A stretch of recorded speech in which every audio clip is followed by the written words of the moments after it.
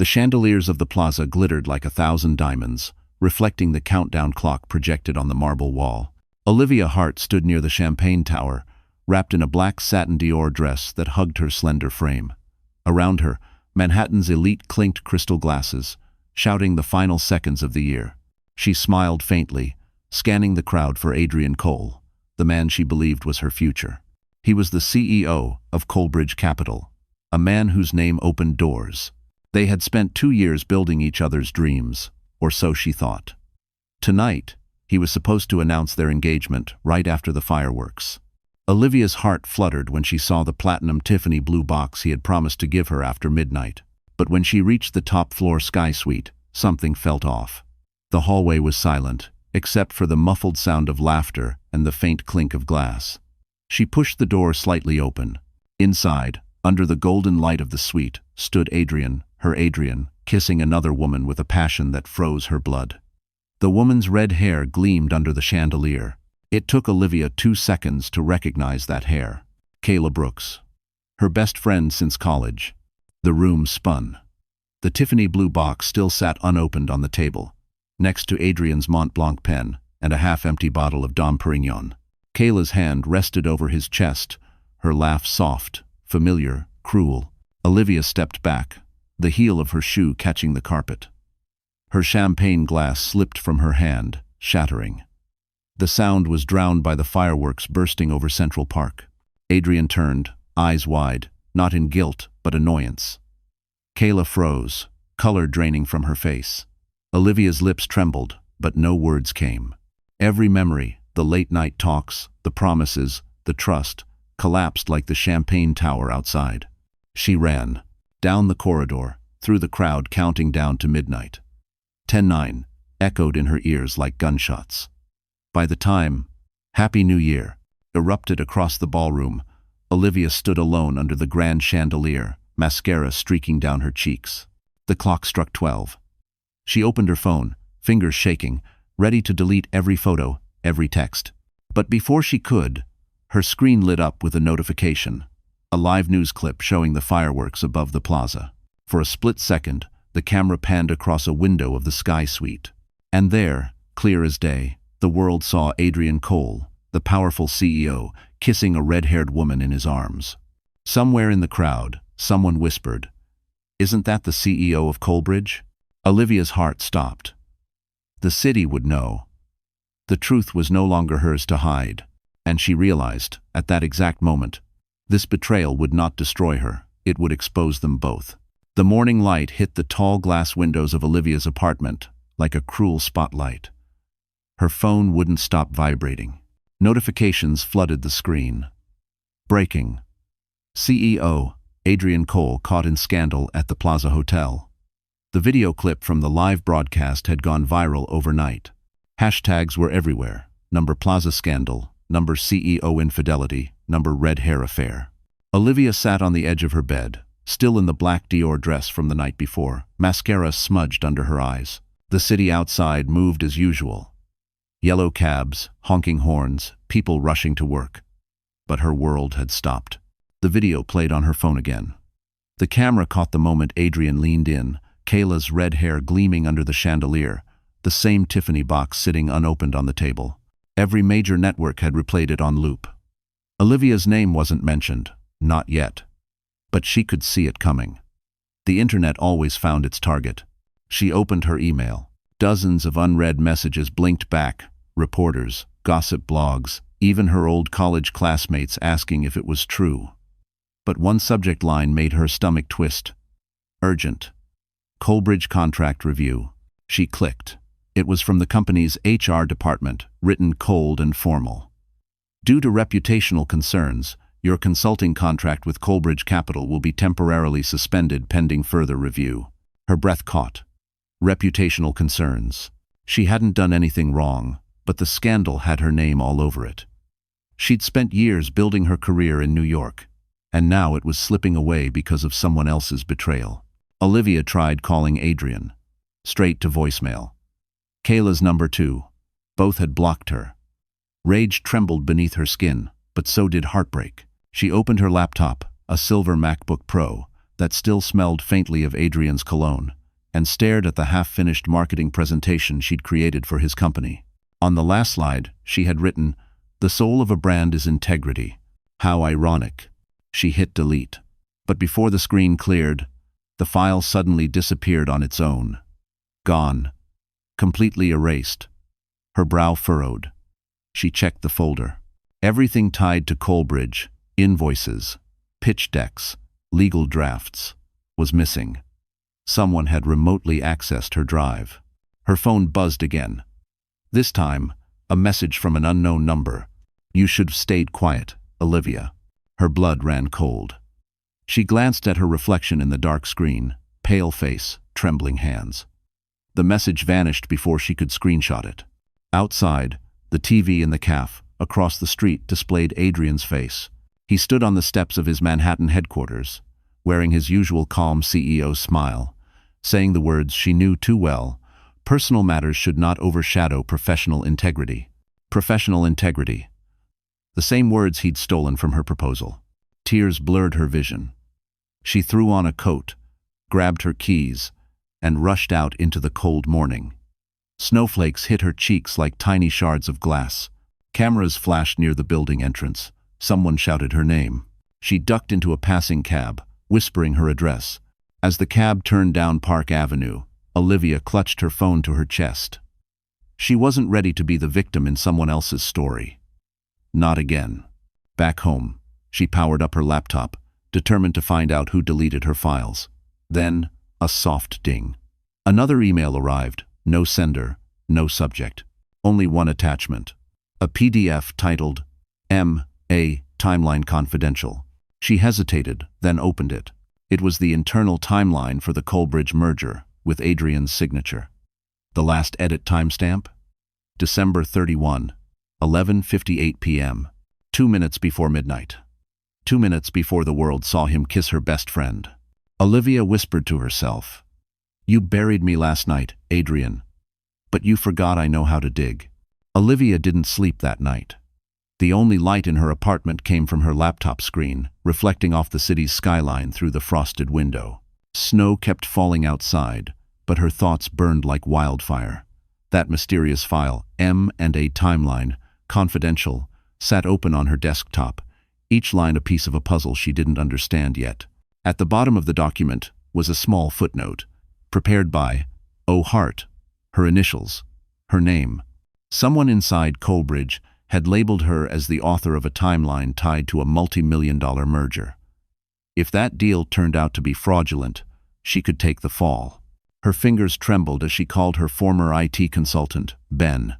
He was half asleep when he answered, but his tone sharpened when he heard what she described. "Send me the metadata," he said. "I'll check who accessed your drive." 30 minutes later, his reply came. "Liv, someone logged into your account from Coalbridge's network at 1:42 a.m. The user ID belongs to Kayla Brooks." Olivia froze. Kayla had used her credentials. Her so-called best friend didn't just steal her boyfriend. She'd broken into her system. Anger surged through her veins, cutting through the exhaustion. She scrolled through the email history. Kayla had sent herself drafts, campaign files, even private messages between Olivia and Adrian. Everything she had built, every idea she'd pitched, was in their hands now. On impulse, she searched the company's press portal. A draft press release sat in preview mode. Coalbridge Capital announces strategic merger with Swiss Equities. She scanned the quotes. Adrian's name appeared, glowing in bold. Right below it, another line read, "Statement reviewed by Olivia Hart, senior consultant." Her stomach knotted. She'd never reviewed this document. Someone had planted her name there to legitimize the deal. If this merger collapsed under investigation, she'd be the scapegoat. Thunder cracked outside. The skyline flashed. Olivia grabbed her coat, laptop, and stormed into the cold night. She needed answers. The Coalbridge headquarters towered over Park Avenue, its glass fade glowing blue against the storm. Security stopped her at the lobby. "You can't go up, ma'am. The CEO isn't taking visitors." "I'm not here for him," she snapped. "I'm here for my name." The guard hesitated. She turned and left before he could respond. Standing outside in the falling snow, she watched her reflection on the building's glass. Small, fragile, but alive. Her phone buzzed again. Another unknown number. You should have deleted that file. Olivia looked around. The street was empty except for the wind and headlights slicing through the snow. Fear gripped her chest. But something inside her shifted. She wasn't going to run. Not anymore. She ducked into a nearby 24-hour diner, ordered black coffee, and opened her laptop. She typed furiously, compiling everything. Timestamps, emails, call logs, the hacked activity. Ben messaged again. Liv, listen. There's more. The document was last edited by Adrian Cole's admin account. He used your signature block. Her heart pounded. He hadn't just stolen her trust, he'd stolen her identity. At the corner table, an older woman reading the Wall Street Journal glanced up at Olivia and smiled faintly. You look like someone about to start a war, she said softly. Olivia returned the smile, though her eyes glistened. Maybe I am. Outside, the snow turned heavier, muffling the city's noise. Inside, her laptop screen glowed brighter. She created a new folder and titled it in bold letters, The Truth. She didn't know how yet, but she'd prove it. Because this wasn't just heartbreak anymore, it was war. Snow swallowed the city for 3 straight days. Manhattan looked like a black and white photograph, beautiful but lifeless. Olivia barely left her apartment. She lived on black coffee and leftover pasta, her MacBook glowing like a small moon in the dark. The file folder she'd named The Truth sat on her desktop, growing thicker by the hour. Emails, screenshots, access logs. Yet the more evidence she collected, the lonelier she felt. By the 4th morning, the heating pipes hissed and her phone buzzed with another news alert. Colbridge CEO stabilizes stock after scandal. Adrian's smiling face filled the screen, confident, untouchable. The headline underneath made her sick.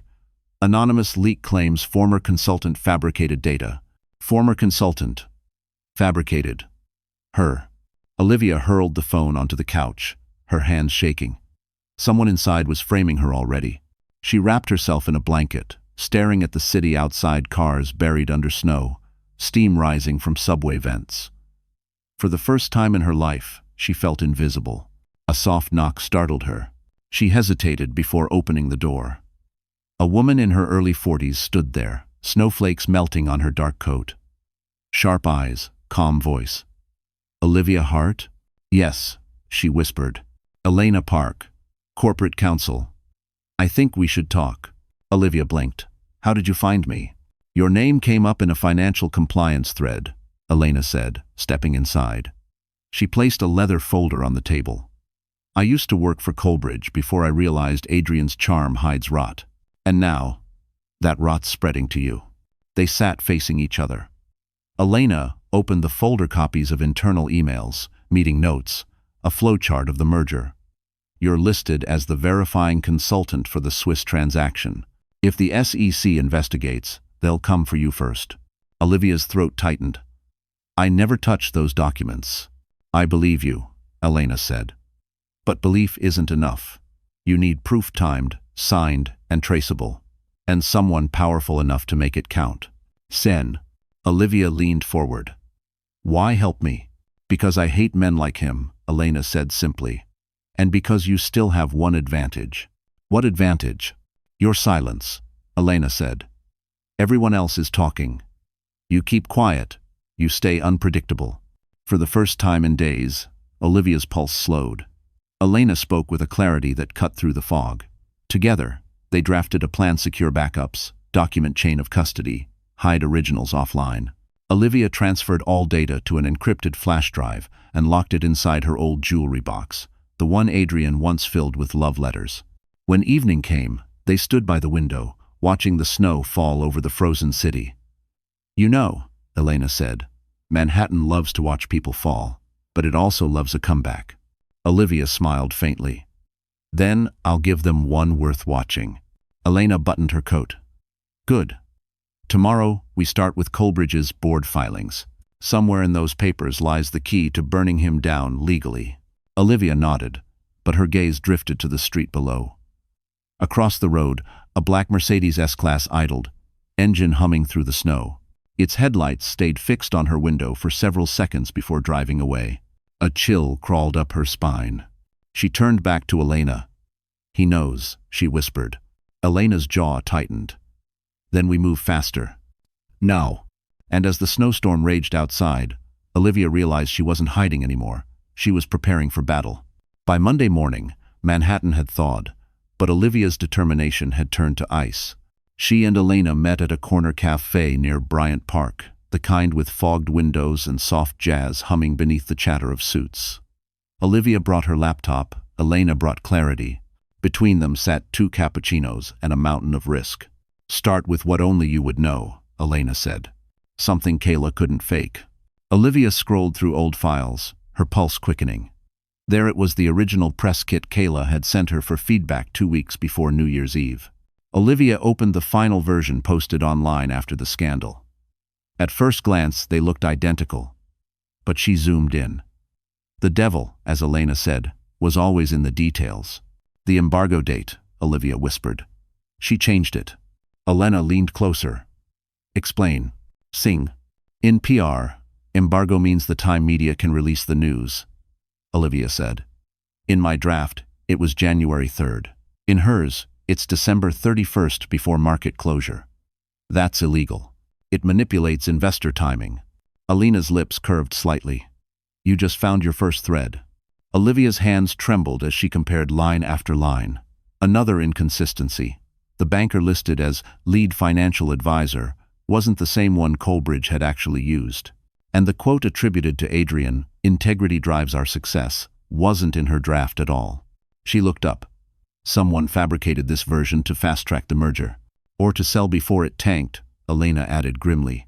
They printed both copies, marking differences in red. "We'll need more proof," Elena said. "Emails, timestamps, witness accounts. And you can't rely on digital backups, they'll erase traces." Olivia nodded, writing everything down in a leather notebook. "I'll start with the photographer," she murmured. "What photographer?" "The one from the Plaza Gala. He took candid shots that night. If any photo shows the clock behind them, it proves the kiss happened before midnight before the merger announcement." Elena smiled. "That's smart. It confirms the timeline. Find him." Later that afternoon, Olivia followed a faint lead through her inbox, an invoice from Riverlight Studios, dated December 31st. She called the number. A tired male voice answered. "This is Connor." "Hi, Connor. You were the event photographer for Coleridge's New Year's Eve gala, right?" "Yeah, who's asking?" Olivia Hart. A long pause. Then, a sharp intake of breath. "You were the woman in black." Olivia closed her eyes. "Yes, I still remember," Connor said. "I saw everything. Look, I don't want trouble. I already got warned to keep quiet." "Warned by who?" she pressed. He hesitated. "A woman named Kayla. She said legal action would follow if I released anything." Olivia's pulse quickened. "Connor, I don't need the photo. Just tell me, what time did it happen?" "About 11:45 p.m., he said. "I still have the raw files with timestamps. But I can't hand them over without protection." "I can get you protection," she said firmly. "I'll have my lawyer contact you." After the call, she sat back, heart pounding. Elena's words echoed in her mind, thread by thread, until the whole fabric unravels. Outside, the snow had melted into a thin mist over the park. A new kind of storm was coming, invisible but unstoppable. Olivia stared at the skyline, clutching the folder of evidence. "You used my name to build your empire, Adrian," she whispered. "Now I'll use the truth to tear it down." And somewhere on Park Avenue, a man watching her from a tinted Mercedes whispered back, "Let's see who survives the fall." Forzen. The river calf sat beneath the Brooklyn Bridge, where the city lights shimmered across the East River like broken glass. Olivia walked in, wrapped in a gray coat, clutching her leather folder close to her chest. The smell of espresso and rain filled the air. At the far corner, a man in his 30s waved nervously. Connor, the event photographer. He looked tired, his eyes bloodshot from sleepless nights. "You shouldn't have called me here," he said quietly as she sat down. "You said you have the raw photos from the plaza," Olivia said, her tone steady but low. "You said they're time-stamped." Connor nodded, glancing around the cafe as if someone might be watching.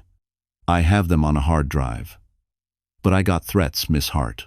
Someone from Colbridge reached out, offered me 10 grand to delete everything. Olivia's heart skipped. Did you take the money? No, he said. But I didn't delete them either. I backed them up, offline. I don't care about your drama, but if that merger's dirty, I don't want to be part of it. She took a slow breath. You're already part of it. You saw what they didn't want anyone to see. Connor rubbed his temples. Look, I just want protection. I'll testify if needed, but I'm not ruining my life for a photo. I can arrange legal protection, Olivia said. My attorney will handle it. I just need you to verify that the picture shows 11:45 p.m. before the market announcement. 2. He nodded, sliding a USB drive across the table. That's the metadata. I made a copy for myself, just in case. As her fingers brushed the drive, Connor's phone buzzed. He looked down, then paled. It's them, he whispered. The screen flashed an unknown number. He ignored it, shoving the phone into his jacket. They know I'm here. Olivia's throat tightened. Connor, listen to me. Don't go home. I'll call my lawyer right now. Before she could dial, the cafe door swung open. A tall man in a dark coat stepped in, scanning the room. His eyes landed on them. Olivia's blood turned to ice. That's Adrian's driver. She breathed. Connor froze. I'm leaving through the back, he whispered, pushing the hard drive toward her. Keep it safe. Don't call me again. He slipped out through the kitchen door, disappearing into the drizzle. The man in the coat followed seconds later. Olivia sat motionless, gripping the drive so tightly her knuckles whitened. She paid the bill with trembling hands and hurried outside, her breath forming clouds in the cold air.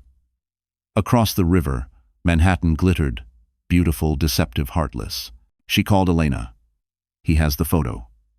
Metadata proves the kiss happened before midnight. Good, Elena said. That means it's admissible. I'll file an affidavit for Connor's statement. Olivia turned toward the street. There's something else, she said softly. Adrian sent someone after him. They're cleaning witnesses. There was silence on the line, then Elena's calm voice. Then we move faster. Keep the evidence offline. I'll meet you in an hour. She hung up, her reflection ghostly in the window of a passing Mercedes. Back at her apartment, Olivia locked the drive inside a drawer beneath stacks of paperwork. The city outside hummed like a restless machine. She looked at her trembling hands and whispered, They can erase files, but they can't erase truth. 5. Her phone buzzed again, a new text. Careful who you meet, Olivia. Some stories end in the river. She stared at the message until her reflection blurred. And somewhere out there, Connor's name vanished from every social feed, as if he'd never existed. Rain mixed with the leftover snow, turning the streets of Brooklyn into silver rivers beneath the bridge lights. Olivia's taxi stopped in front of the River Cafe, a place she once visited with Adrian when life still felt like a promise. Now, it was where she hoped to find proof that could destroy him. Inside, the cafe glowed warm, jazz humming softly through the clatter of dishes. At the far table near the window sat a man hunched over a camera bag, Connor Doyle, the photographer from the plaza. He looked older than his 30-something years, a weary soul trying to disappear. Mr. Doyle? Olivia asked. He looked up quickly, eyes flicking toward the door. You shouldn't have found me. People are asking questions. Bye. I'm one of them, she said, sitting down. You took the photos at the plaza. I need to see the original shots. He hesitated, glancing outside where rain painted streaks across the glass. You're the woman in black, he murmured. I remember the look on your face when you ran out. You didn't deserve that. Olivia swallowed hard. Then help me prove it, please.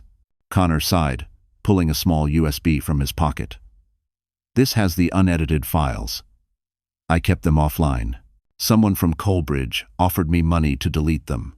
When I refused, I started getting calls, no number, no voice, just breathing. Olivia's stomach tightened. You're saying they're threatening you? He nodded. And not just me. My sister works in Midtown. She got a visit yesterday from a man in a gray suit, asking if she liked her job. Her blood ran cold. Adrian was covering his tracks faster than she expected. Connor, if you give me this drive, I'll make sure you're protected, she said firmly. My lawyer will contact federal investigators. You'll be a witness, not a target. He hesitated, torn between fear and conscience. If I hand this over, it can't come back to me. It won't, she promised. He slid the drive across the table.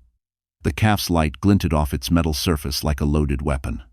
There's metadata proving the photo was taken at 11:45 p.m. before midnight.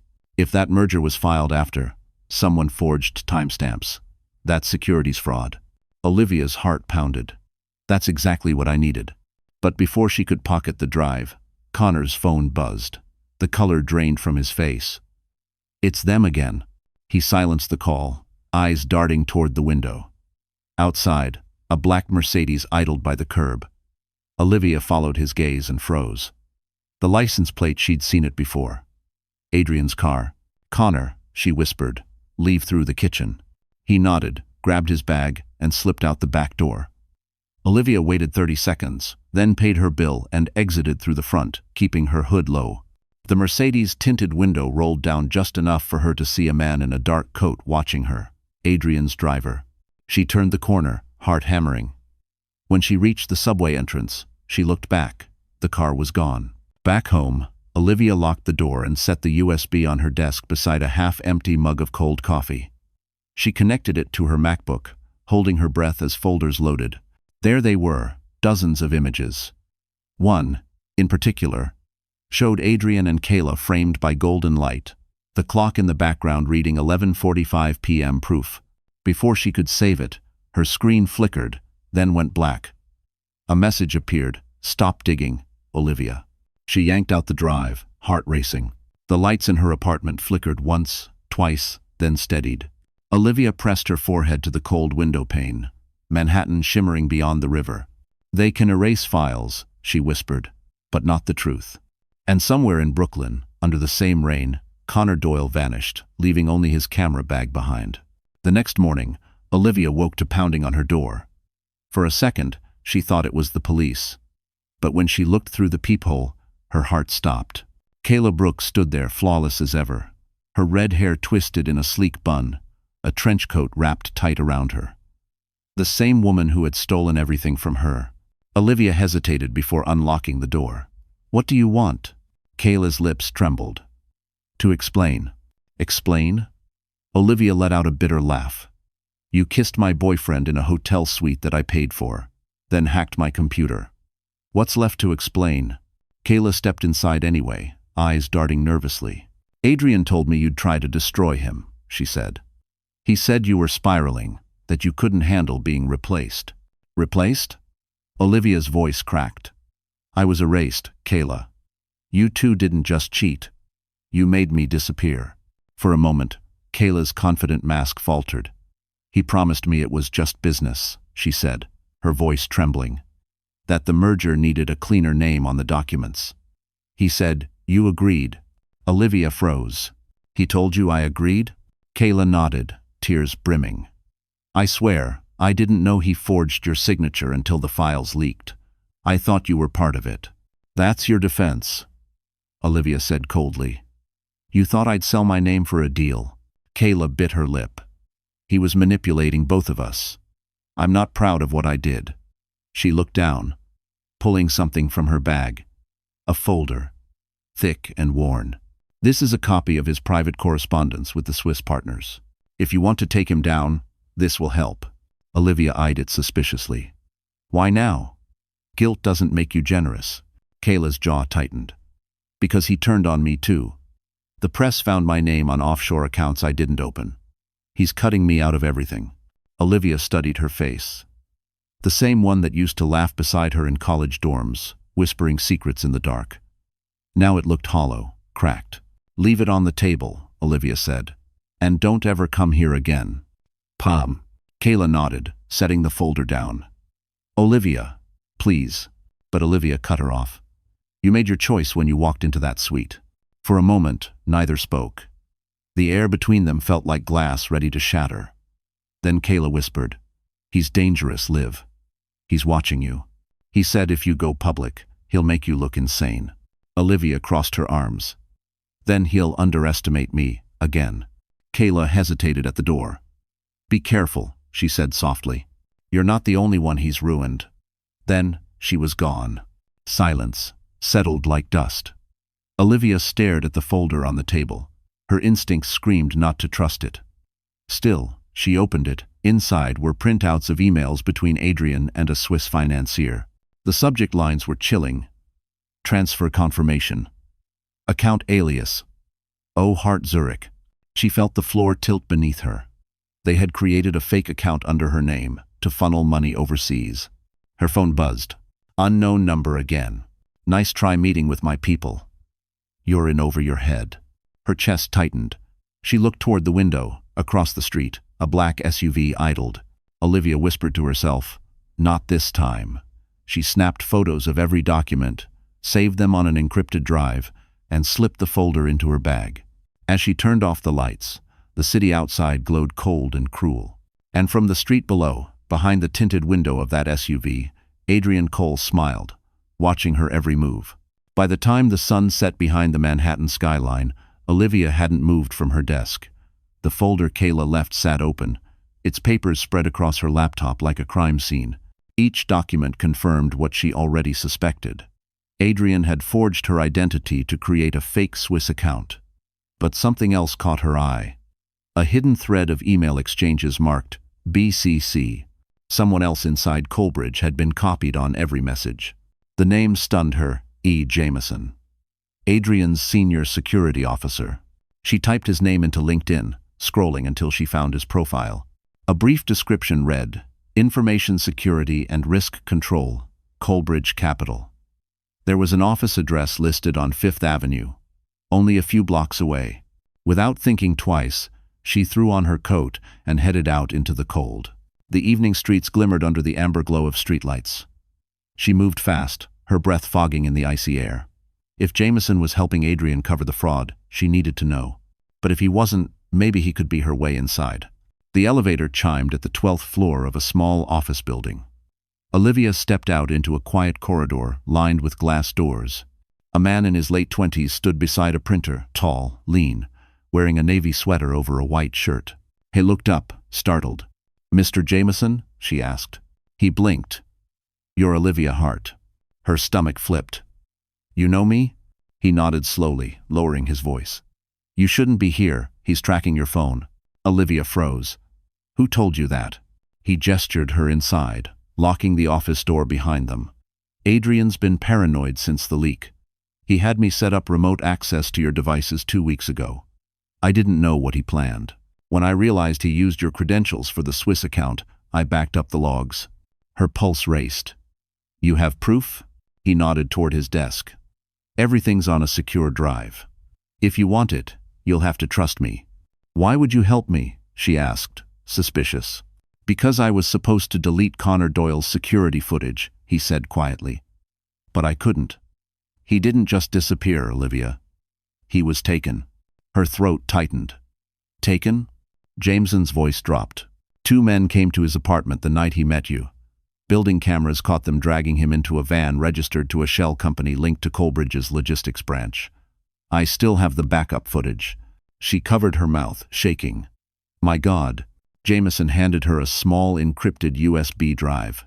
Take it. But once you plug it in, it'll alert Adrian's system. He'll know someone copied the data. Olivia gripped the drive like it was the last piece of oxygen in the room. Then I'll use it when I'm ready to expose him. Jameson nodded. Be careful, Ms. Hart. You're playing a dangerous game. I didn't start the game, she said, standing. He did. When she left the building, the city's wind hit her like a slap. She clutched the USB in her coat pocket, the weight of it anchoring her resolve. Somewhere behind her, a shadow moved across the street, someone following. She turned, but saw nothing except the glimmer of wet pavement. Back home, she stared at her reflection in the dark window. Fear flickered there, but so did fire. She wasn't the woman who ran from a gala anymore. And as she whispered to her reflection, if he wants a war, he's got one. The lights in the opposite building blinked twice. Adrian's silent way of saying, I'm watching you. Rain drummed against Olivia's windows like a warning. She sat at her desk, staring at the small encrypted USB drive Jameson had given her the night before. Its metallic surface reflected the city lights like a blade. She knew the moment she opened it, Adrian would know. but silence had already cost her too much. She plugged it in. The screen flickered, loading a folder titled Colebrige, SEC, Logs. Inside were hundreds of files, surveillance reports, email backups, metadata trails. Her eyes caught one labeled, Incident, Connor Doyle, January 2. With shaking hands, she opened it. Footage filled the screen. A grainy clip from a hallway security camera. Connor appeared, walking toward his apartment door. Two men followed seconds later, wearing black coats, their faces obscured. One grabbed him, the other pressed something over his mouth. Within seconds, he went limp. The timestamp read 11:58 p.m. Then the video cut to static. Olivia covered her mouth, bile rising in her throat. This wasn't just corruption anymore. It was criminal. Her phone buzzed violently across the desk. The caller ID was blocked. Against her better judgment, she answered. A calm, male voice filled the line. I warned you not to dig, Olivia. Her heart stuttered. Adrian, you think you understand what you're doing? His tone was steady, chilling. You're playing with fire you can't control. You'll burn everything, including yourself. I'm already burned, she whispered. But I'm not the one hiding behind lies. He laughed softly. You really think anyone will believe you? You're a disgraced ex-consultant with a personal vendetta. I own the narrative. I own the evidence. She swallowed. Not all of it. There was a pause. The air in her apartment seemed to vanish. You met Jameson, didn't you? Her blood ran cold. How? You think I don't know every person you've spoken to? Adrian said. He'll regret helping you. Leave him out of this. Too late, Adrian replied, voice dripping with contempt. You wanted a war. Don't cry when you lose. The line went dead. Olivia's breath came in sharp bursts. She dialed Elena immediately. He knows about Jameson, she said. Then we move now, Elena replied. You still have the drive? Yes. Bring it to my office tonight. I'll contact the Federal Securities Division myself. Olivia grabbed her coat, slipped the USB into an inside pocket, and rushed into the rain. The city was alive with sirens, steam, and secrets. Every shadow looked like a threat. She kept glancing over her shoulder, convinced someone was following her. When she reached the crosswalk near Park Avenue, a black SUV sped past, splashing icy water onto her legs. She froze as it stopped at the red light. Through the tinted window, she saw the faint silhouette of a man holding a phone. Adrian's driver. The light turned green, and the SUV vanished into traffic. Olivia exhaled shakily, forcing herself to keep walking. She reached Elena's building 20 minutes later, drenched, pulse racing. Inside, the office was dimly lit. Close the blinds, Elena said, locking the door behind them. Olivia handed her the drive. Elena inserted it into her computer, scanning the files. My God, she murmured. This isn't just insider trading. This is organized laundering. Offshore accounts, false disclosures, political donors. Olivia leaned against the wall, shaking. We can prove it? Elena nodded slowly. We can bury him. For the first time in weeks, Olivia felt the faint stir of hope. But before she could breathe, the power went out. Every light, every monitor. The office plunged into darkness. A low hum filled the silence. Then a single notification pinged on Elena's laptop screen, glowing faintly. Too late, Olivia. And at that moment, she realized Adrian wasn't trying to hide the truth anymore. He was daring her to survive it. New York shimmered in the icy glow of January's last weekend. Posters for the Colebrige Rebirth Gala fluttered across Park Avenue, an event meant to restore public confidence. It was Adrian's attempt to clean his image, hosted at the Ritz-Carlton, just 3 blocks from where Olivia once believed in him. The irony was perfect. Elena sat across from her in the car outside the hotel, the city lights reflecting on both their faces. You don't have to go in, Elena said. We can deliver the evidence tomorrow, quietly. Olivia shook her head. He humiliated me in front of everyone that night. He weaponized silence. I'll end this in front of them too. Elena's eyes softened. You're sure? Completely, Olivia said, sliding out of the car. Inside, the ballroom glowed gold, dripping with arrogance and champagne. Journalists hovered near the velvet ropes, cameras flashing as billionaires posed beneath the Coleridge logo. Adrian Cole stood at the center, immaculate in a navy tuxedo, his confidence rehearsed, his charm toxic. When he saw her, the mask faltered for a second. Olivia walked toward him, every click of her heels deliberate. Her dress, a crimson silk gown, cut through the black and white crowd like a wound that refused to close. Gasps followed her. People whispered her name.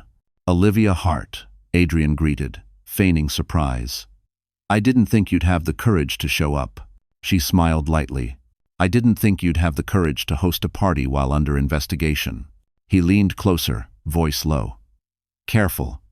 You don't know who you're dealing with." "Oh, I do," she said. "A man who forges signatures, launders money, and buries witnesses." His smile froze. "You can't prove anything." She stepped closer, whispering in his ear. "I already did." Behind her, Elena entered with 2 agents from the Federal Securities Bureau, flashing discreet badges. One of them carried a small black case. "The USB drive." The music faltered. A murmur rippled through the crowd as the agents approached the stage. Adrian tried to keep smiling, clapping his hands for the cameras. "Ladies and gentlemen, welcome to a new era of transparency." A voice cut him off. "Mr. Cole, we need to speak with you privately." Whispers erupted. Olivia stood still, her eyes locked on his. His expression hardened, fury replacing charm. "You set me up," he hissed under his breath. She tilted her head. "No. You set yourself up. I just turned the lights on." The agents escorted him toward the exit as camera flashes exploded. Kayla appeared from the crowd, pale and trembling. "Adrian, what's happening?" He glared at her. "You did this too." "I warned you," she whispered, tears streaming down. The reporters swarmed. "Mr. Cole, are you being charged? Is it true about the offshore accounts? Who is Olivia Hart to you?" Olivia said nothing. She stood tall beneath the chandelier as chaos unfolded around her. Elena touched her arm gently. "It's done," she said. Olivia exhaled for the first time in days. The orchestra had stopped playing, yet the silence felt like music. Outside, as Adrian was placed into a black federal vehicle, flashes lit up the street. For a fleeting moment, his eyes found hers through the glass. There was no hatred, no pleading, just realization. He'd lost everything to the woman he thought he owned. Olivia turned away before the door closed. Back inside, she lifted a champagne flute from a tray. The bubbles caught the light, dancing like tiny ghosts of her past life. "To integrity," she whispered, raising the glass to no one and everyone at once. And somewhere above, as fireworks burst over the skyline, the woman once humiliated at the plaza became the headline that ended a king. The morning after the gala, New York woke to a storm of headlines. Coleridge CEO arrested at Ritz-Carlton Gala. The woman behind the fall. Olivia Hart speaks truth to power. Every news network replayed the moment Adrian Cole was escorted out in handcuffs, his million-dollar smile collapsing under the weight of flashbulbs. Olivia watched it from her apartment window, the city humming below. She wasn't smiling, not yet. She knew men like Adrian didn't vanish easily. Her phone rang. Elena's calm voice cut through the static. They charged him with securities fraud, wire fraud, and obstruction. The feds have enough to bury him for 20 years. Olivia let out a shaky breath. And Kayla? She's being questioned. She turned over her emails, tried to save herself. Of course she did. Kayla had always known how to survive storms she helped create. Olivia turned back to the TV. A journalist spoke over footage of agents seizing Coleridge's servers. Sources say federal investigators recovered internal communication logs linking the CEO to a series of offshore accounts. A whistleblower within the company is said to have provided critical evidence. That whistleblower was Jameson. He'd gone silent since the blackout at Elena's office. Olivia hadn't heard from him in 2 days. She sent him one final message that morning. "It's over. You did the right thing." No reply. By noon, the world began to turn its attention toward her. Her inbox flooded again, requests for interviews, talk show appearances, podcast deals. She deleted them all. The fame didn't matter. She hadn't done this for glory. She'd done it to breathe again. But peace still wouldn't come. Around 3 p.m., a knock rattled her door. She froze, her pulse spiking. Carefully, she opened it a few inches. A courier stood outside, holding a black envelope. "Delivery for Miss Hart," he said. She hesitated before taking it. Inside was a single photograph, a still from surveillance footage. Adrian, sitting in a holding cell, staring straight into the camera. On the back, in messy handwriting, "You didn't win, you just moved first." Her hands shook. It wasn't signed, but she didn't need to guess. Adrian had friends, people who benefited from his empire, people who weren't in handcuffs. Yet, she called Elena immediately. "I got a message. Someone's still protecting him." Elena didn't sound surprised. Powerful men always have shadows, but shadows vanish in daylight. "We'll make sure of it." That evening, Olivia agreed to meet the federal prosecutors at their downtown office. She wore a gray coat and carried only her statement. The city felt different now, quieter, as if holding its breath. When she entered the lobby, an agent escorted her to a private room. "Miss Hart," said Agent Porter, extending his hand.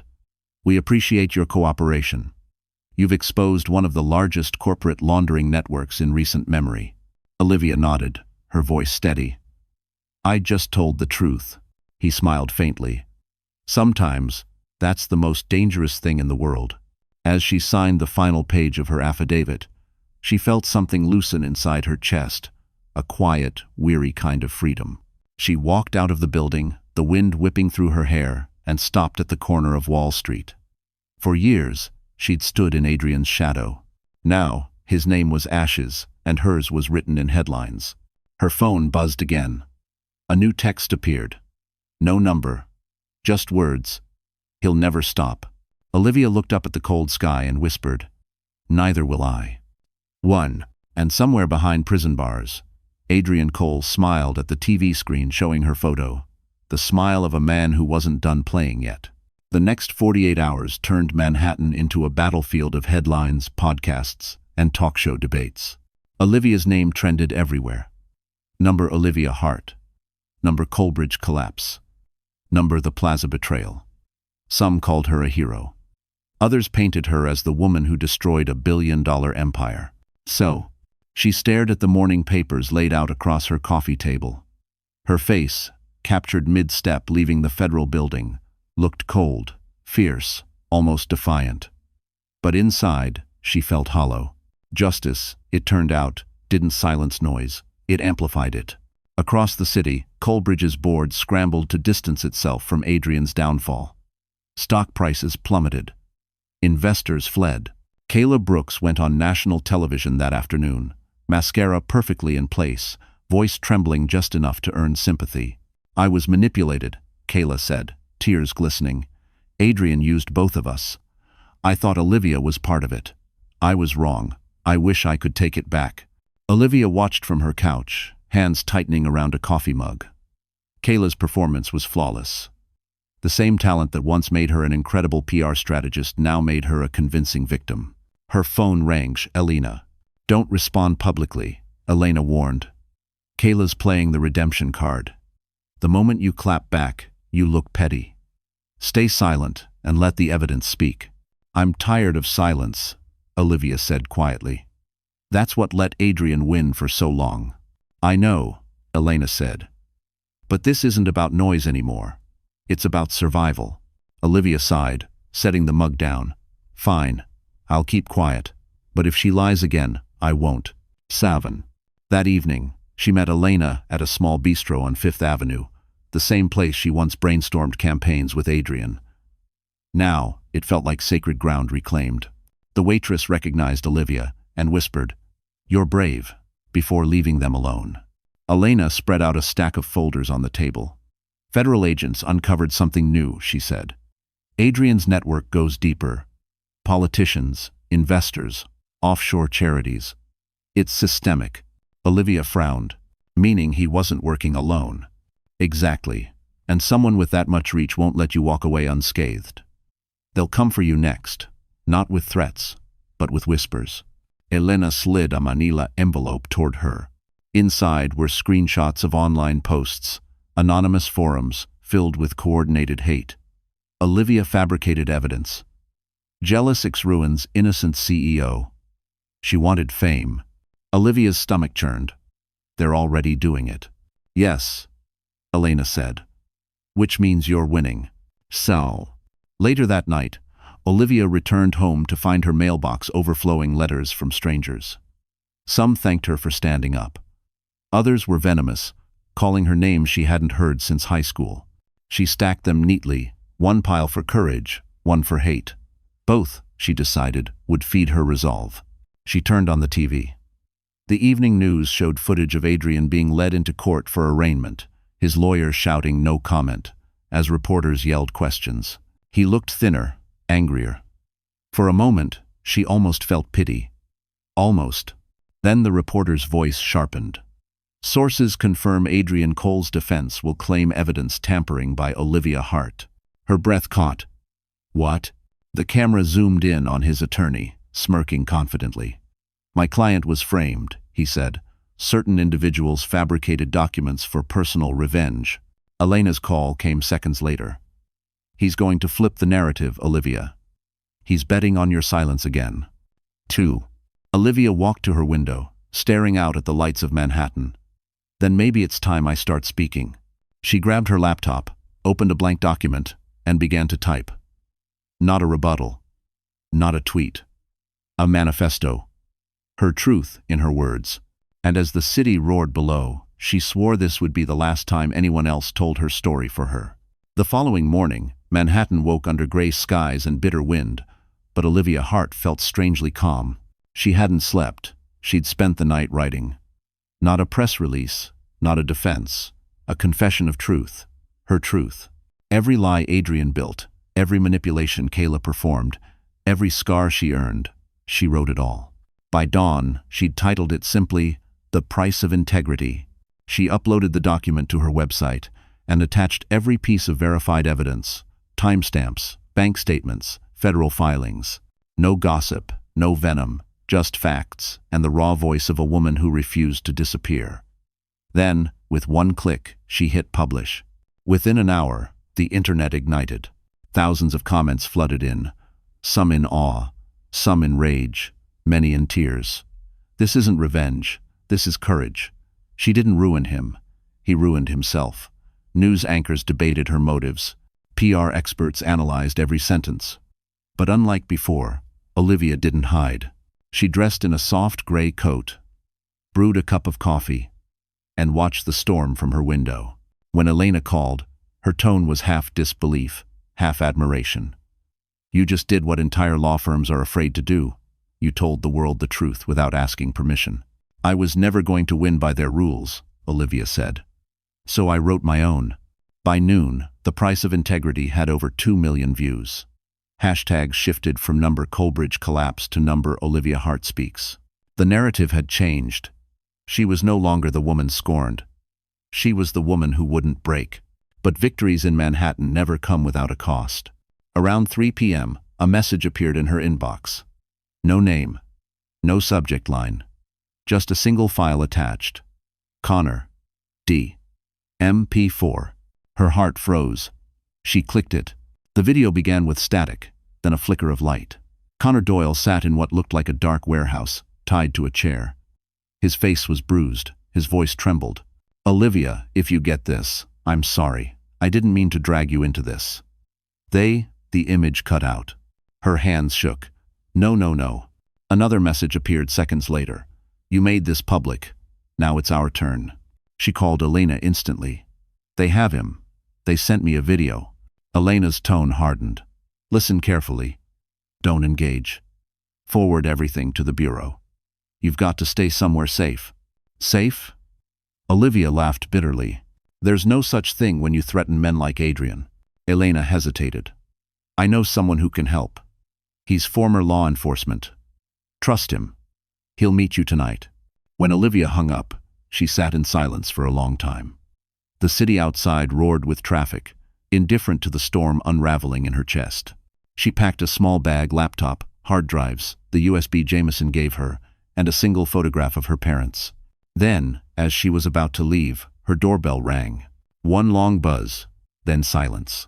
She froze. Slowly, she approached the door and looked through the peephole.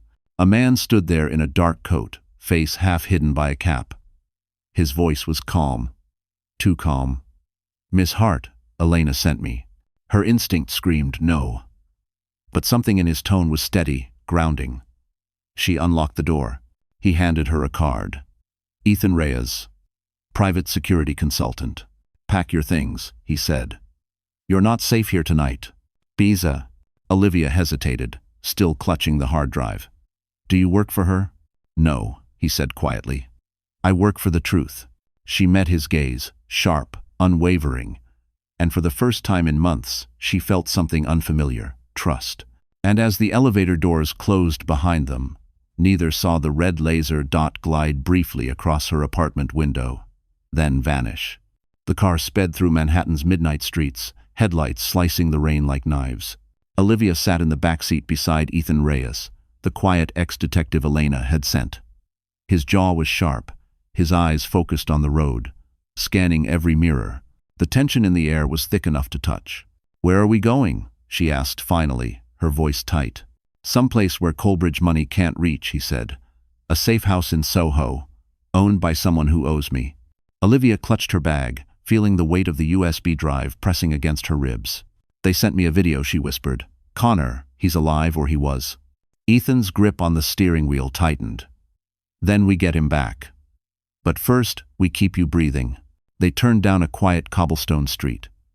A steel gate opened to a loft hidden behind an art gallery. Inside, the space was sparse but warm brick walls, soft lamps, and the faint hum of jazz. Ethan poured her water and locked every door. "You've done this before," Olivia said. He nodded. "Long time ago. I used to track people who didn't want to be found." She stared at him. "So why help me?" He shrugged. "Because truth needs armor, and you've been walking into bullets without one." For the first time in days, Olivia almost smiled, but it didn't last. Her phone buzzed again. Unknown number. A text appeared. "Your story bought you fame. Now it'll cost you someone." Attached was a photo. Elena, standing outside her office, unaware of the camera. Olivia's stomach dropped. They're watching her. Ethan read the message, jaw tightening. "Turn it off. Right now." He grabbed the phone, popped out the SIM card, and crushed it under his boot. "We move at dawn. You and Elena are both targets now." Olivia sat down, heart pounding. "This isn't just about Adrian anymore," she said quietly. "This is about power. Someone above him is pulling strings." Ethan met her gaze. "That's exactly why he's dangerous in prison. He's not cut off, he's connected." Pulled. The rain outside softened into mist. Olivia stood by the window, staring at the lights across the river. "I thought once he was gone, I'd feel free," she whispered. "But all I feel is hunted." Ethan moved beside her. "Freedom doesn't come after truth. It comes after survival." For a moment, they stood in silence, the city glowing beneath them. Then he turned, pulling a small envelope from his jacket. "Elena wanted me to give you this. It's from the California brand you consulted for last year, Blue Wave Home Goods. They're offering you a permanent position. 6 figures. West Coast." Olivia blinked. "You're saying leave?" He nodded. "Disappear. Let the system finish what you started. You've done your part." Her hands trembled. "If I walk away now, Adrian wins." "He's already in a cage," Ethan said softly. "Don't turn it into yours." She looked down at the envelope, the promise of peace inside it. She could almost smell the ocean, the life she'd wanted before Manhattan consumed her. But then she remembered Connor's terrified face, Kayla's trembling confession, the photo of Elena being watched. She closed the envelope slowly. "Not yet," she said. "Not until everyone he hurt can sleep again." Ethan studied her for a long moment, admiration flickering behind his calm expression. "Then I guess I'm staying, too." Olivia met his gaze. For the first time, the silence between them wasn't fear, it was understanding. And somewhere across the city, in a high-security cell, Adrian Cole picked up a prison phone and smiled.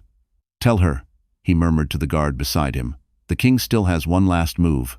The storm had passed, but the city still carried its bruises, puddles of dirty snow, shattered umbrellas, the metallic scent of rain clinging to steel and glass. Olivia hadn't slept.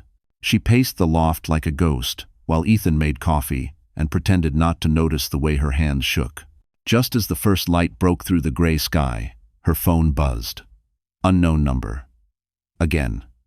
She almost ignored it, until she saw the message. "Meet me. One last time. I can end this." It was signed, Kayla. Ethan read the screen over her shoulder. "Trap," he said flatly. "Maybe," Olivia replied. "But she's the only one left who knows everything." He studied her face, then sighed. "Where?" "The old fountain behind the Met." Noon. By the time Olivia arrived, the park was almost empty, quiet except for the wind whispering through bare trees. Kayla sat on the edge of the fountain in a camel coat, oversized sunglasses hiding most of her face. She looked smaller than Olivia remembered, fragile, haunted. Olivia stopped a few feet away. "You picked a public place. Smart." Kayla gave a humorless smile. "You think I'd survive anywhere private with you?" Olivia folded her arms. "Then start talking." Kayla removed her glasses. Her eyes were red, not from makeup, from sleepless guilt. "He used me, Liv. He used both of us. When Adrian realized the feds had enough evidence, he activated his failsafe." "What failsafe?" "The Zurich account wasn't just money laundering," Kayla said. "It's a trigger. If anyone tries to withdraw or freeze the funds, a document gets sent automatically to an offshore journalist network, a file naming you as the architect. Adrian made sure your name stays tied to his crimes forever." Olivia's blood went cold. "So, even from prison, he can destroy me." Kayla nodded. "Unless we stop it." She handed Olivia a small flash drive. "This contains the access codes. You can disable the trigger, but you'll have to use Coleridge's internal terminal, and that means walking straight into the lion's den." Olivia clenched her fists. "Why give me this? Redemption?" Kayla looked away. "Because I'm dying, Liv." Olivia froze. "What?" Kayla's voice broke. "Pancreatic cancer. Stage 4. 6 months, if I'm lucky." Adrian knew. He promised to take care of me if I helped him. Instead, he left me to rot. For a long moment, Olivia couldn't speak. The woman who had betrayed her, who had stolen everything, suddenly looked like the girl she used to know. Scared. Desperate. Human. Kayla reached into her bag and pulled out a small envelope. "There's one more thing. A letter. For the feds. It names every contact Adrian used. When I'm gone, they'll need this." Olivia took the envelope, her throat tightening. "You could have given this weeks ago. I wanted to see your face first," Kayla said softly. "To say I'm sorry. Not for falling in love with him, but for not believing in you when it mattered." Tears stung Olivia's eyes. Kayla smiled weakly. "You always were the brave one." They sat in silence for a moment, snow beginning to fall again, soft and soundless.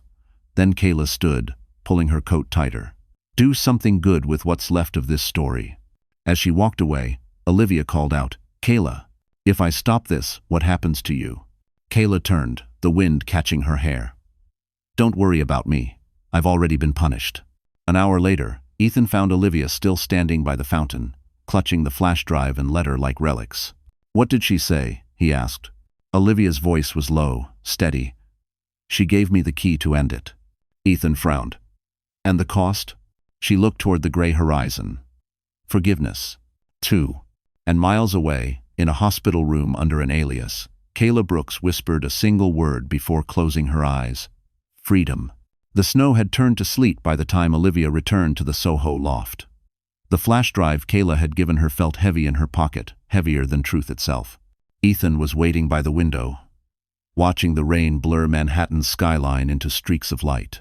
"She showed up?" he asked without turning around. Olivia nodded, peeling off her wet coat. "She's dying. But before she does, she gave me something that could finish this." She placed the flash drive on the table like a live grenade. Ethan's eyes darkened. "You sure it's not a trap?" "She didn't have a reason to lie," Olivia said quietly.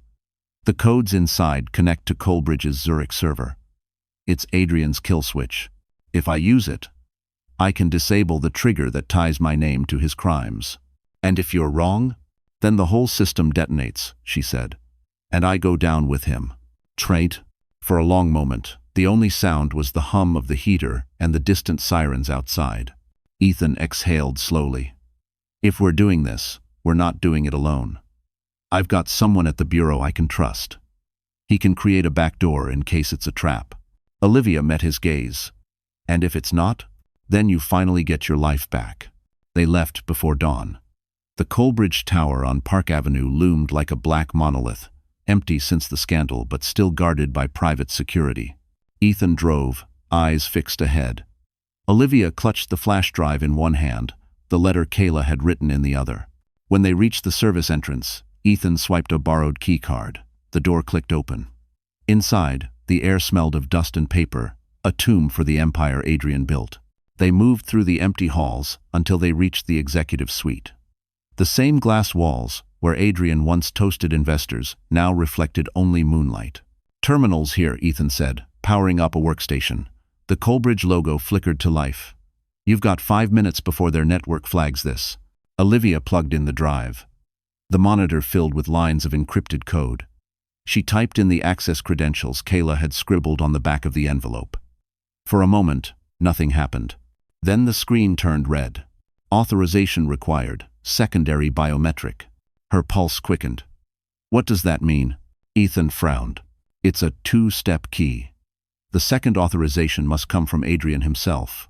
That's impossible, Olivia said. He's in prison. Not impossible, Ethan murmured. Just dangerous.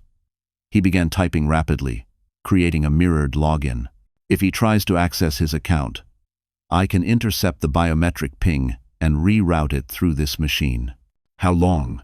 60 seconds, maybe less. Olivia swallowed hard. Do it. He hit enter. Across the city, in a federal holding facility, an alert pinged on Adrian's private network. He looked up from his cell phone. Contraband he'd bribed a guard to keep. The screen flashed. Remote access request. Zurich account, O heart. A slow, knowing smile curved his lips. So she found it. He pressed his thumb to the screen. Back in the Coleridge Tower, the system beeped. Ethan grinned. Got it, the connection's live. Olivia hit execute. The codes blurred across the screen. Lines of digital warfare. A countdown began. 5, 4, 3. Then the screen flashed. Trigger disabled. Account terminated. It was over. Olivia sagged into the chair, tears blurring her vision. It's done, she whispered. But Ethan's expression didn't ease. He pointed to the monitor. No. Look. A new line appeared, scrolling slowly across the screen. Congratulations, Olivia. Check your inbox. Her laptop pinged. A new email. The subject line froze her blood. You killed the wrong account. Attached was a single video file labeled Jameson, and as she clicked it open, Ethan whispered, He's still 1 step ahead. The sound of rain against the glass was deafening. Olivia's trembling fingers hovered over the trackpad, staring at the email. The subject line, You killed the wrong account, felt like a blade pressed to her throat. Ethan leaned closer, his expression tense. Don't open it yet, he warned. Olivia's voice was barely a whisper. If it's about Jameson, I have to. She clicked. The screen filled with static before the image sharpened. A dim room appeared, the walls concrete, a single light swinging above. Jameson sat tied to a chair, bruised but alive. His voice was hoarse, but steady. Olivia, he said, looking directly into the camera. If you're seeing this, it means Adrian anticipated you'd find the Zurich trigger. You didn't shut down his network. You redirected it. The account you destroyed was a decoy. Olivia's heart stopped. Jameson continued, coughing. The real server is hidden inside a foundation, the Coleridge Global Initiative. It's listed as a charity for education in Eastern Europe, but it's a shell. It stores backups of every illegal transfer under anonymous IDs. If you want to end this, that's where you go. He paused, his gaze darkening. Be careful, there's more at stake than money. Adrian's network involves people in government, law, and media. Once you pull this thread, they'll come for you, not to silence you, but to erase you. The video cut abruptly, replaced by a black screen and a single line of text. Every truth costs blood. Olivia sat frozen, her pulse hammering. He's alive, she whispered, half in disbelief, half in terror. Ethan rubbed his jaw.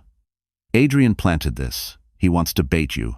Maybe, Olivia said, but Jameson wouldn't fake fear. He knew I'd see through it.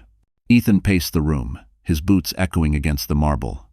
If what he said is true, the Foundation servers are protected by international banking firewalls. That's not something we can crack. Then we find someone who can, Olivia replied, determination slicing through her fear. Ethan stopped pacing. Olivia, listen to me. You've already burned the bridge. You exposed him. You survived.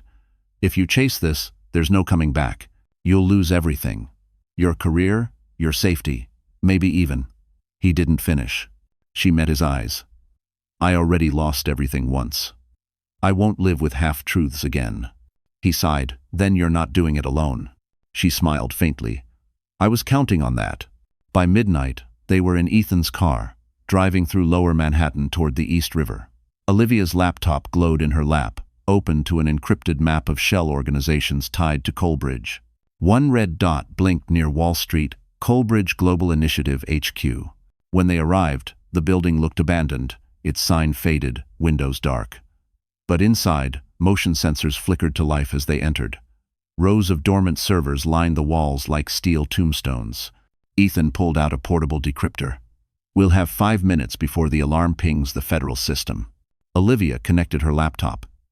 Entered the credentials Jameson had once shown her. The monitor flooded with data, thousands of transactions, names of donors, politicians, offshore accounts. Adrian's empire wasn't dead. It was thriving beneath another name. Got it, she said breathlessly. We can transfer all this to a secure government node. Then the power cut. Darkness swallowed the room. A slow clap echoed from the shadows. Impressive, Olivia. A voice drawled. She froze. The tone was unmistakable, smooth, arrogant, venomous. Ethan reached for his gun. Show yourself. A flashlight beam sliced through the dark, illuminating a familiar smirk. Adrian Cole. Alive, free. No prison holds a king for long, he said calmly. You've been chasing ghosts, darling. Now you've found the man behind them. Olivia's breath caught. You were never arrested. He smiled. The man they cuffed was an actor. The Bureau never checked the prints. You helped me erase the evidence yourself. Ethan stepped forward, weapon raised. End of the road, Cole. Sen. Adrian's grin widened. Oh. Ethan. It's only the beginning. And as a hidden explosive light blinked on the nearest server, Olivia realized this wasn't a victory. It was a trap set long before she even knew she was the prey. For one frozen second, everything stopped. The blinking red light, the hum of the servers, the thunder of Olivia's pulse in her ears. Then Ethan shouted, "Down!" and pulled her behind a metal console. The explosion hit a heartbeat later, a violent roar that shattered glass and flung debris like shrapnel. Heat seared the air. The servers went up in flames. Olivia's head hit the floor, ringing with pain. Smoke filled her lungs. She coughed, pushing herself up as alarms wailed through the dark. Ethan. He groaned nearby, covered in dust but alive. I'm good, he coughed hard. You? I've been better, she rasped. Through the smoke, Adrian Cole's figure emerged, untouched, calm, almost elegant in the chaos. It's poetic, isn't it? He said, voice smooth as ever. You came all this way to kill what's already dead. Olivia's vision blurred. You burned the evidence. Adrian smiled. You still don't understand, Olivia. The evidence is me. I am the system. Every name, every offshore account, every investor you thought you exposed. They were all parts of something bigger. Cut off one head, 3 grow back. Ethan pulled his gun, limping. You're finished, Cole. Adrian tilted his head, almost amused. You can't shoot me. I'm the only one who knows how deep this goes. Without me, the whole city burns. Olivia staggered to her feet, her body shaking. Then let it burn. She reached for the emergency panel on the wall. Her fingers found the override switch. Sparks flickered through the smoke as she flipped it. A mechanical hiss echoed, the fire suppression system kicking in. Jets of white foam burst from the ceiling, smothering the flames. Adrian's composure cracked for the first time. You don't know what you're doing. Oh, I do, she said. I'm saving proof you didn't destroy, because I know you. You'd never blow up your real data. You'd keep it close. His jaw tightened. You can't access it without my key. Ethan steadied himself beside her, pointing the gun straight at Adrian. Then you'll give it to her. Adrian smirked. Do you really think she'll pull the trigger? The Olivia I knew couldn't even raise her voice. Olivia stepped forward until they were face to face, smoke curling between them. You're right, she said softly. That Olivia's dead. She raised her hand, not with a gun, but with her phone. On its cracked screen glowed a live feed of the server room's data logs uploading to an external cloud. Ethan's decryptor had done its job before the blast. The backup survived. Adrian's eyes widened. Oh yes, she said. Every file, every offshore transfer, every name, it's already out there. By the time you find the source, it'll be in the hands of every major news outlet in the country. His mask slipped. You think this ends me? You have no idea who you're playing with. Olivia met his fury with calm. No, Adrian. I finally do. And that's why I'm not afraid anymore. He lunged toward her, rage blinding him, but Ethan was faster. A single gunshot shattered the noise. Adrian froze, disbelief flickering across his face before he collapsed. The echo hung heavy in the air. Ethan's hands trembled slightly. It's over. Olivia knelt beside Adrian's body, eyes glistening. No, she whispered. It's just the truth catching up. Outside, the wail of sirens grew louder. Federal agents swarmed the building as Olivia and Ethan stepped into the cold night, faces smeared with ash. Reporters' voices carried over the chaos. Coalbridge kingpin dead. Massive data leak exposes global corruption network. Olivia looked up at the sky, the city lights flickering through the mist like new stars. I told him the truth would burn, she said softly. I just never knew it would burn this bright. And as dawn broke over Manhattan, the woman who once fled in shame walked into the sunrise, not as a victim, but as the fire that cleansed it all. Morning crept over Manhattan like a sigh. Gray, soft, uncertain. The city that once cheered for Adrian Cole now whispered Olivia Hart's name. Helicopters circled over Park Avenue as federal agents carried out what news anchors were calling the largest white-collar takedown in 2 decades. Olivia sat on the steps outside the Coalbridge Tower, a wool blanket draped over her shoulders. Her hair was still damp from the fire, her throat raw from smoke. Ethan stood beside her, silent, watching the swarm of reporters and flashing cameras. Are you ready for this? He asked quietly. Olivia gave a tired smile. I don't think anyone's ever ready to become a headline. She looked up. Across the street, a massive LED screen replayed her own image from the night before. Her walking out of the burning tower, Ethan at her side, surrounded by flames and chaos. Beneath it, the caption read, Olivia Hart, the woman who brought down the king. Fie. She almost laughed at the irony. There was no triumph in her heart. Only an ache where anger used to live. I didn't bring him down, she murmured. He built his own fall. Ethan crouched beside her. Maybe. But you made sure the world saw it. Reporters called her name, microphones thrust forward. Olivia, did you plan the data leak? Was Adrian Cole still alive before the explosion? Are you afraid of retaliation? She didn't answer. She'd already given her statement to the Bureau. That Adrian triggered the explosion, that the files uploaded automatically, that she never intended for anyone to die. Truth, once again, had cost more than she'd ever imagined. Elena arrived soon after, her coat still buttoned, her hair streaked with ash. You're a legend, she said softly. Half the country's calling you a hero, the other half's calling you a criminal. Which half are you? Olivia asked. Elena smiled faintly. The half that believes you did what needed to be done. She handed Olivia a document, a federal clearance letter granting her full immunity as a cooperating witness. It's over, Elena said. Officially. Olivia stared at the paper, her name printed neatly at the top. For the first time in months, she felt her chest loosen, the air finally reaching her lungs. Over, she repeated, as if testing the word. But then Ethan's phone buzzed. He frowned, reading a notification. You should see this. He turned the screen toward her. A live broadcast showed federal trucks arriving at a private airfield on Long Island. The anchor's voice was sharp. Breaking news. An unidentified aircraft attempted to depart with classified Colbridge documents before sunrise. Sources say the pilot was Kayla Brooks, believed dead. Olivia's pulse stilled. Kayla? Alina's expression hardened. She's alive? The screen zoomed in. Kayla, pale and gaunt but unmistakably alive, being led away in handcuffs.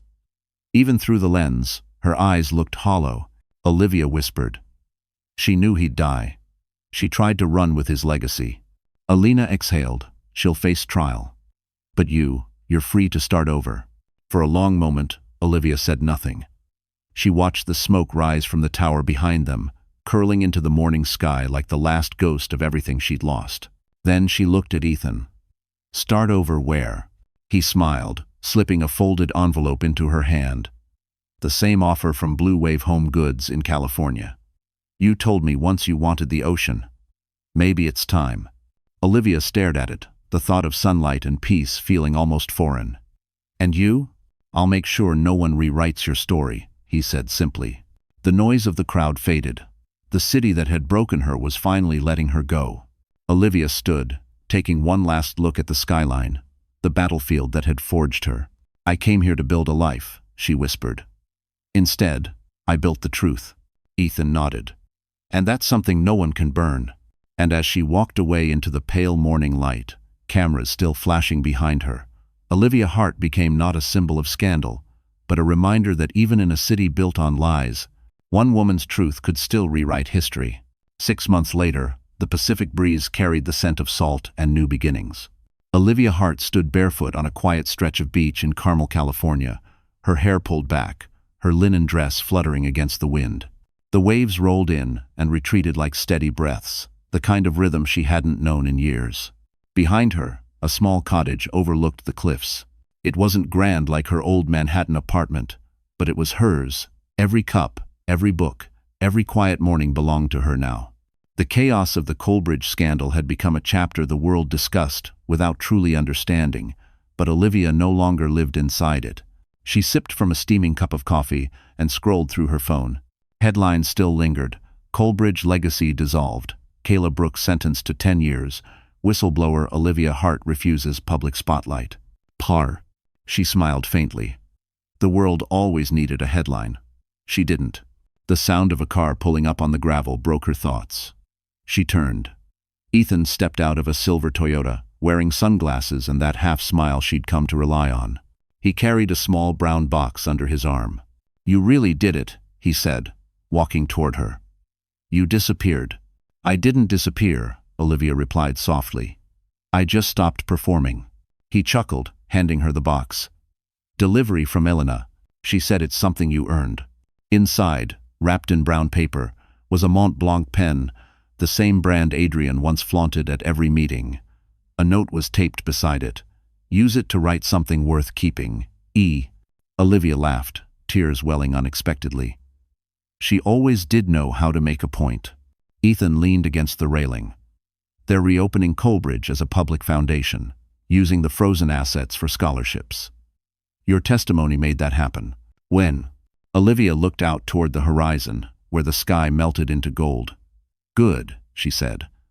Let something good grow out of the ashes. They stood in silence for a moment, listening to the waves crash against the rocks. Then Ethan asked quietly, Do you ever miss it, New York? Olivia smiled faintly. Sometimes. The noise. The energy. The illusion that everything matters. But then I remember. I don't need skyscrapers to feel alive anymore. He nodded.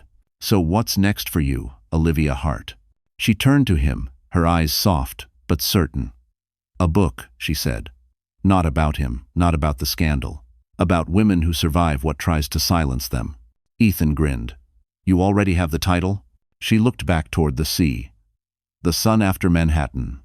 He smiled, fitting. Olivia set her coffee cup down and stepped closer to the edge of the cliff. You know, she said quietly, the night he betrayed me, I thought my life ended at the plaza. But maybe that was just where it began. Ethan's gaze lingered on her. You rebuilt yourself, Liv. Piece by piece. She nodded. No. I didn't rebuild the old me. I buried her, and I built someone better. A gust of wind swept through, carrying her hair across her face. She closed her eyes and breathed it in: salt, sunlight, freedom. Her phone buzzed one last time, an email notification. She glanced at the screen. It was from a literary publisher in Los Angeles. "We read your essay. We'd like to offer you a book deal." Olivia laughed, the sound light and pure, unburdened. Ethan raised an eyebrow. "Good news?" "The best," she said. "The story's just beginning." He smiled. "Then let's toast to that." They clinked coffee cups instead of champagne glasses. The ocean glimmered beneath them, endless and forgiving.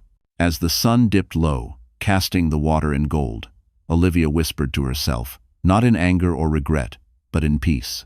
Every truth costs blood, but it also buys freedom. And when the last light of day kissed the Pacific, Olivia Hart finally understood. Revenge had ended in Manhattan, but redemption began here. So, that's how the story ends. But if you're still here right now, listening, maybe something in Olivia's journey touched your heart. Maybe it reminded you of your own battles, the times you were betrayed, or the moments you had to rebuild from nothing. What Olivia learned, and what I hope you feel too, is that pain doesn't define us. How we rise from it does. Like the Stoic philosopher Marcus Aurelius once said, "The obstacle is the way." Every heartbreak, every loss, every injustice can become the path to strength if we refuse to let bitterness win. You see, forgiveness isn't weakness, it's freedom. And sometimes, healing doesn't mean forgetting the fire. It means realizing you survived it, and you're still standing. So tonight, take a breath. Whatever storm you're facing, remember Olivia's story, and remember that the sun always comes after Manhattan. If this story made you feel something, even just a little, hit the like button, share it with someone who needs hope, and don't forget to subscribe. Because here, we don't just tell stories, we help you remember your power. You're still here for a reason, my friend. And that reason is beautiful.